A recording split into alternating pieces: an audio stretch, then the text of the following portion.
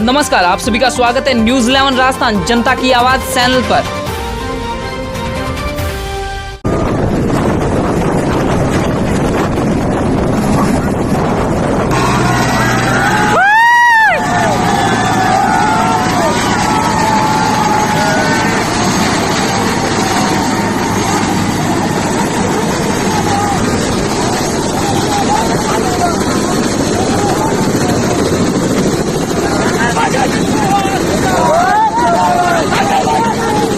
और यहाँ भी मुख्यमंत्री सामंतियों को सपोर्ट कर रहे हैं, अच्छा नहीं है। जो अन्याय को का समर्थन करेगा हम लोग उसके खिलाफ रहेंगे। सर, मुख्यमंत्री कोष से कल 5 लाख की राशि दी गई। मुख्यमंत्री हमारे भाई को वापस ला के दिखाएंगे। हम मुख्यमंत्री को 10 लाख रुपए देंगे, या वो बताएं कितने पैसे चाहिए, वो हमारे भाई को वापस ला के दिखाएंगे। और अगर वो कानून व्यवस्था नहीं संभाल सकते तो क्या क्यों बैठे हैं कुर्सी पे, इस्तीफा क्यों नहीं देते हैं? तो ये नहीं चलेगा। 5 लाख रुपए 10 लाख रुपए वो तो हम ही दे देंगे। मुख्यमंत्री बताए कितने पैसे चाहिए।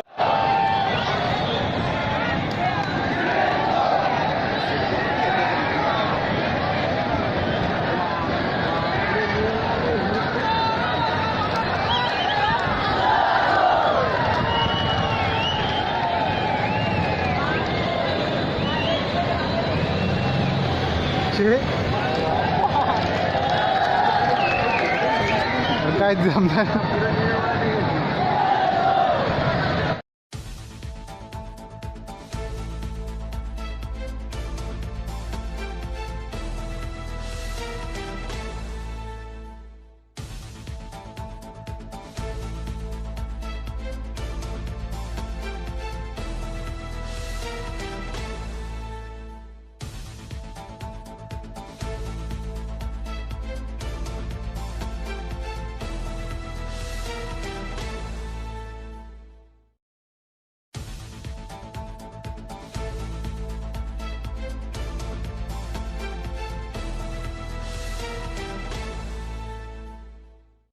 कैसे आवा उतरना है वो भांग ही रहा है देखो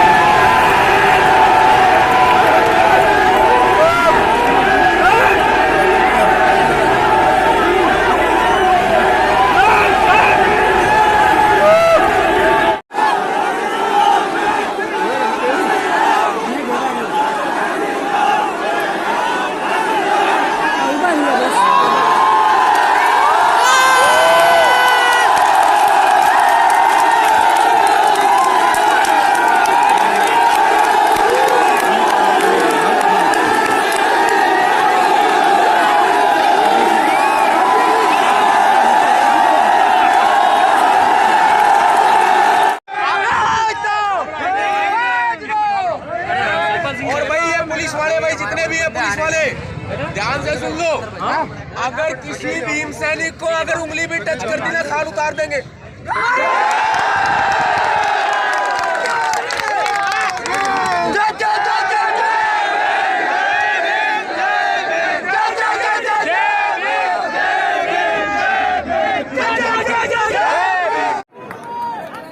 फिर कह रहा हूं, जब तक गुलामों का साथ दोगे तब तक तुम्हारे हिस्से में गुलामी आएगी। बिल्कुल सही। और जिस दिन लड़ने वालों का साथ दिया उस दिन के बाद पीछे मुड़कर नहीं देखना पड़ेगा। मैं बार बार चिल्ला रहा हूं तुमसे। मैं तो तुमसे पूछ रहा हूँ, क्या तो खोट बताओ यार हमें, पर यही तो कि गरीब के बेटे हैं प्राइमरी स्कूल के हेडमास्टर के।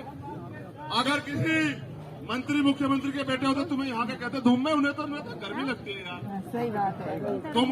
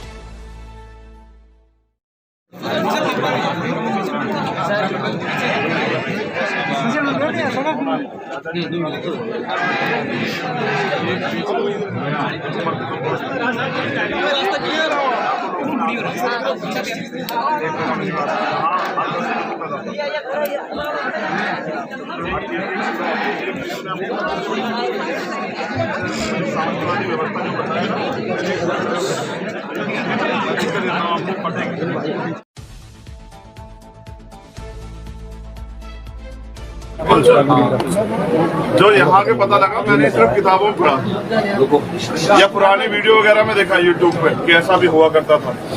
और मुझे बड़ा ताज्जुब है कि ऐसे में भी लोग जी रहे हैं, विरोध नहीं कर रहे। जितेंद्र इसलिए नहीं हमारे बीच से चला गया कि वो इस पे चुप था, वो इस पे मुखर था और वो इसके विरोध में खड़ा हो रहा था, इसलिए उसकी जान गई। लेकिन क्या हम और किसी जितेंद्र को खोना चाहते हैं? गुलामी और गुलाम की कोई जात नहीं होती। गुलाम गुलाम होता है, उसका एक ही धर्म होता है, गुलामी का। और मैं समझता हूँ आजाद भारत में हम गुलाम पैदा नहीं हुए सर। तो जो लोग इस तरह की वो रखते हैं, उनमें से कुछ लोग जहाँ भी होंगे, मैं उनसे भी कह रहा हूँ, इंसान बनो भाई, इंसान बनो, जानवर मत बनो ना। किस बात का घमंड ले रहे हो, किस बात का दम ले रहे हो?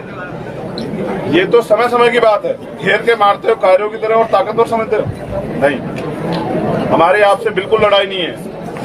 आप इंसान बन के अपने घर रहो और हमें अपना काम करने दो। हम तो एजुकेशन को तरक्की का रास्ता मानते हैं, लेकिन जो अधिकार बुनियादी सबको हैं वो हमारे अधिकार हैं, उनको कोई छीनेगा नहीं। और मेरी आपसे वादा है, ये जो हजारों साल से परंपराएं चली आ रही है ना, जिनको हमने पुराने उसमें किताबों में कुप्रथाओं के रूप में पढ़ा, ये 1 साल के अंदर ना कटी तो मैं जीवन में काम करना बंद करके घर बैठ जाऊंगा। मेरी बात को आप याद रखना।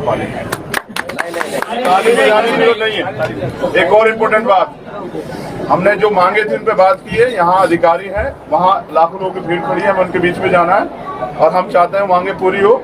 और फिर हमने एक बात स्पष्ट तौर पे कही है, हमारे अधिकारी यहाँ खड़े हुए सीनियर, हमारे भाई भी यहाँ खड़े हुए, अवकार भाई खड़े हैं, सतपाल भाई खड़े हैं, शैलेश भाई खड़े हैं। अगर मांगे पूरी नहीं होती फिर जो विद्रोह होगा उसकी जिम्मेदारी मुख्यमंत्री जी की, हमारी नहीं होगी। क्योंकि आम जनता क्या कर सकती है, उसको अधिकार है आंदोलन करने का, करेगी। लेकिन हमने तय किया कि इस बार आंदोलन यहाँ नहीं होगा भाई, आंदोलन वहाँ होगा जहाँ इस प्रदेश के मुखिया शांति से एसी में पड़े सो रहे हैं और यहाँ हम लोग खून प्यास हो रहे हैं। अगर वो चुपचाप बैठ पढ़ के सोएंगे तो हम भी यहाँ नहीं में होंगे, फिर हम उनके दरवाजे तोड़ के ना उनके यहाँ घुसेंगे। इस बार आंदोलन जयपुर में होगा और जो समय अभी हमें मिल जाएगा वो हम चाचा जी तक पहुँचा देंगे, भैया तक पहुँचा देंगे। और वैसे उपकार भाई यहीं रहेंगे, अभी वो यहीं है, जहाँ वहाँ जब पहुँचेंगे उपकार भाई यहीं रहेंगे, हम इनको बताएंगे।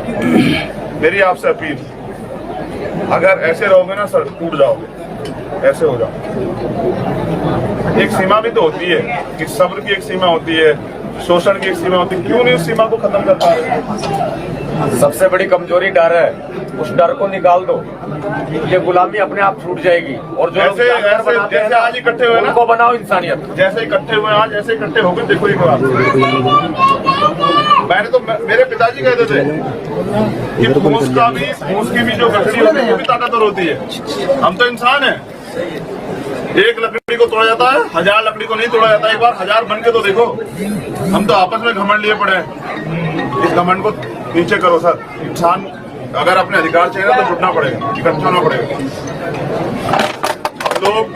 आप लोग तो यहाँ लड़ते हैं, लेकिन हम तो बस आपसे कहने के लिए आए, क्योंकि लड़ना तो आपको 24 घंटे 7 दिन नहीं पड़ेंगे हम लोग यहाँ।